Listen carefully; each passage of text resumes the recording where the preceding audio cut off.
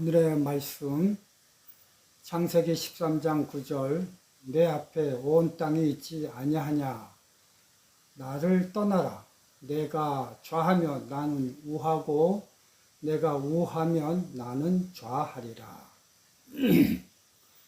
오늘 설교 제목은 게르맨더링입니다.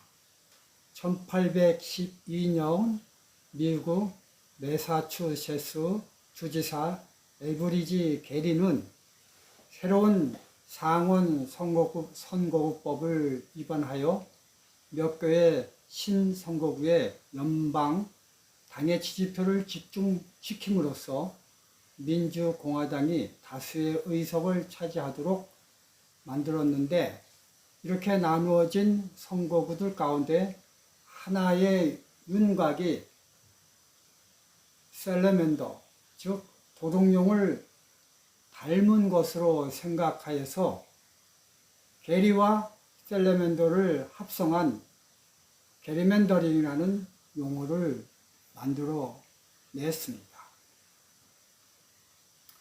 이러한 욕심이 잉태하여 발생되는 게르맨더링은 정치판에서만 발생되는 것이 아니라 인간의 이기적 욕심이 있는 곳에서는 어디든지 발생하고 있습니다.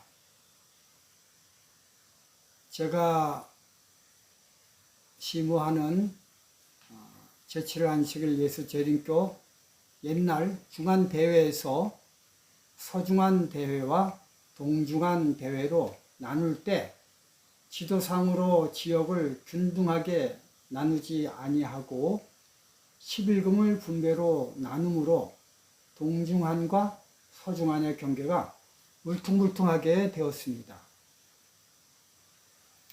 각각 대회는 복음 전파를 어떻게 하면 잘 할 수 있나가 기준이 아니라 그 대회로 들어오는 11금 금액이 얼마가 되냐가 더 중요했습니다. 그래서 돈에 의해 하나님의 제도가 정해지게 된 것입니다. 동중한, 서중한만 그런 것이 아닙니다.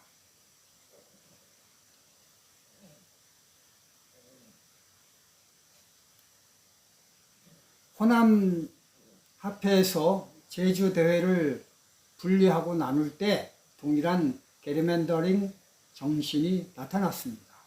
그래서 거시적 안목으로 자연스럽게 나눈 것이 아니라 나누게 되면 내 몫이 작아짐으로 상당한 진통이 수반된다는 것을 알고 잡음이 있었습니다. 이러한 욕심은 제가 영등포 지구에서 목회할 때 지구 차원으로 몇 년에 걸쳐 3개의 교회를 개척, 분교를 낼 때 동일하게 발생되었습니다. 목동지구, 신월동지구, 공항지구에 각각 교회 개척을 하여 분교를 내면서 하나의 원칙은 그곳에 사는 교인은 무조건 떼어주어 분교로 나가도록 하는 것이었습니다. 그런데 제 마음에 욕심이 잉태한즉 게르맨더링 정신이 나타났습니다.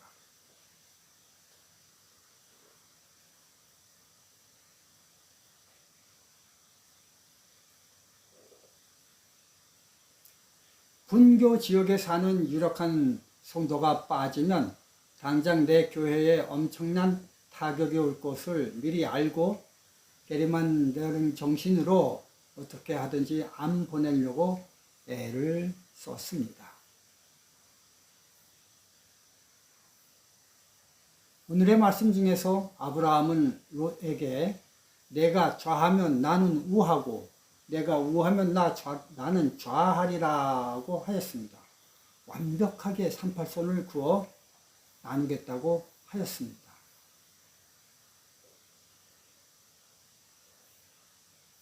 그 정신에는 게르맨더링 정신이 없습니다.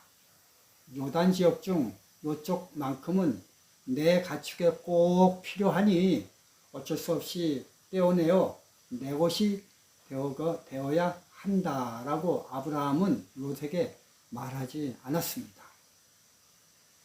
내 쪽에서의 형편에 맞춘 것이 아니라 나누어가는 롯이 성공하도록 그의 형편에 100% 맞추어 지역을 나누었습니다.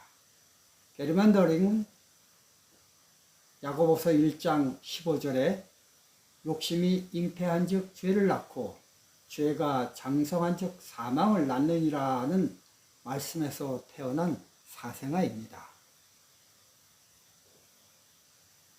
마가복음 12장 14절 17절 마가복음 12장 14절로부터 17절 와서 가로되 선생님이여 우리가 아노니 당신은 참되시고 아무라도 꺼리는 일이 없으시니 이는 사람을 외모로 보지 않고 오직 참으로서 하나님의 도를 가르침이시니이다.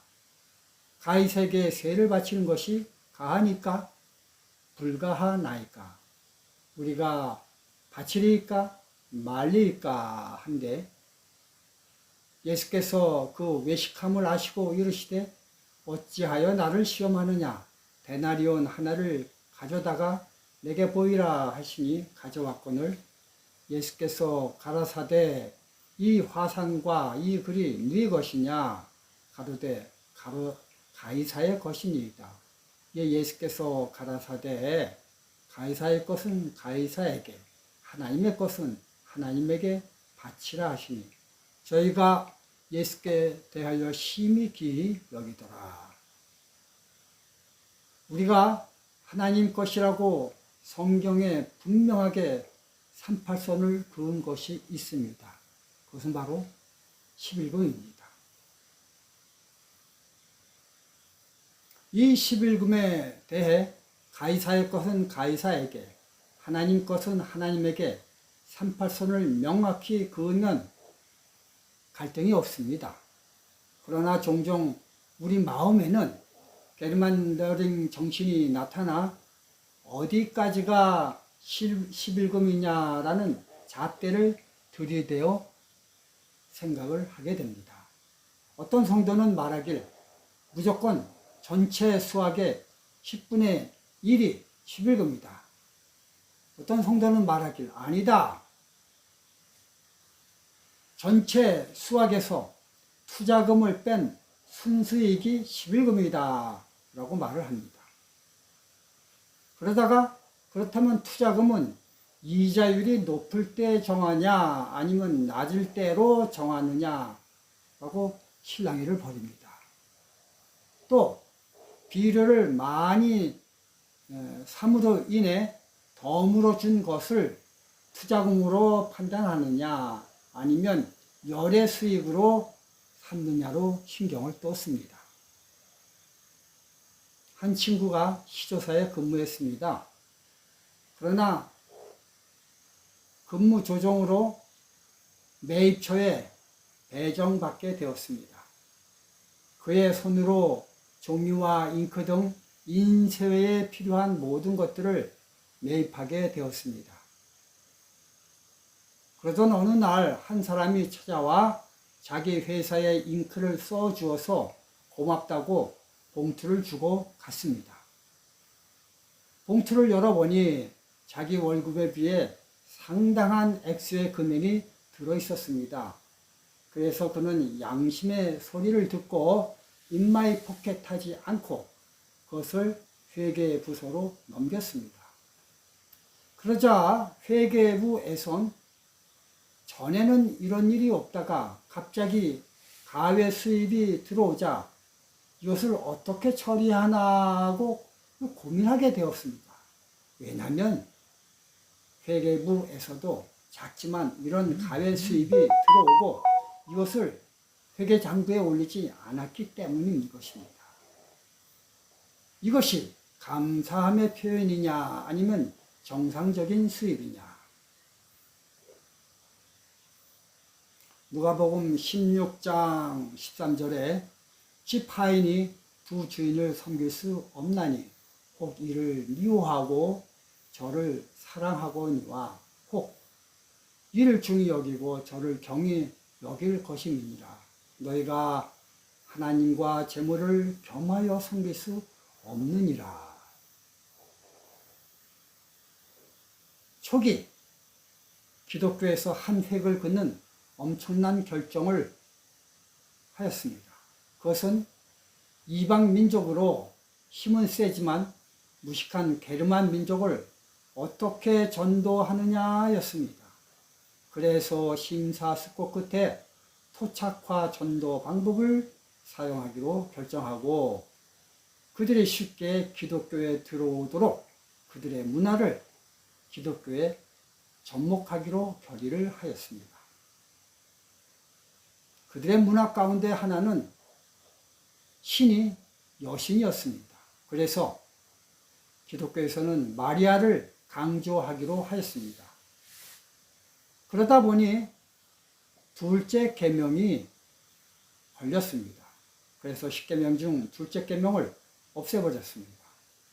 또 그들은 태양신을 섬겼습니다. 그래서 그들이 쉽게 예배드리게 하기 위해 안식일이 아닌 태양의 날인 일요일 날 예배 드리는 것으로 바꾸어 버렸습니다. 또 그들의 명절 가운데 중요시하는 명절 중에 하나인 태양신의 생일날을 그리스도의 생일로 대체해서 지키게 하였습니다. 이것이 뭐예요? 크리스마스입니다. 영어로 부활절은 이스터데이라고 합니다. 즉 이스트, 동쪽을 영어에서는 이하를 붙이면 사람입니다. 즉 동쪽을 예배하는 사람들의 데이, 날인 것입니다. 이스트가. 부활절 날을 정하는 법칙이 하나 있습니다. 그것은 만약 부활절과 진짜 예수님의 부활날과 겹치면 일주일 늦게 정한다라는 법칙이 있습니다. 여러분, 철저하게 예수님과 손을 긋는 과정임을 우리는 보게 됩니다. 이 모든 것이 신도수를 높이기 위해 하나님의 계명을 바꾸는 로마 천주교의 역사입니다. 종교적 게르만더링인 것입니다. 이러한 모든 것으로부터 개혁을 하고자 나타난 것이 프로테스탄트 개신교입니다. 하나님이 정하신 것으로 되돌아가자라는 운동입니다. 솔라 스크립처, 오직 성경인 것입니다. 그러나 매주 자기 교회 수입이 들어오는 것을 살펴 자변과 대변의 대차 대조표를 따져 현재의 개신교는 게르만더링을 하였습니다. 신학적으로 주판화를 챙긴 것이지요. 이거는 진리가 아닙니다. 원칙이 아닙니다. 가이사의 것과 하나님 것을 뒤섞은 것입니다. 이것을 가리켜 성경은 바벨론이라고 합니다. 계시록 18장 2절과 4절 힘센 음성으로 외쳐가로되 무너졌도다 무너졌도다 큰 성 바벨론이여 귀신의 초소와 각종 더러운 영에 모이는 것과 각종 더럽고 가증한 새에 모이는 곳이 되었도다. 또 내가 들으니 하늘로부터 다른 음성이 나서 가로되 내 백성아 거기서 나와 그의 죄에 참여하지 말고 그에 받을 재앙들을 받지 말라.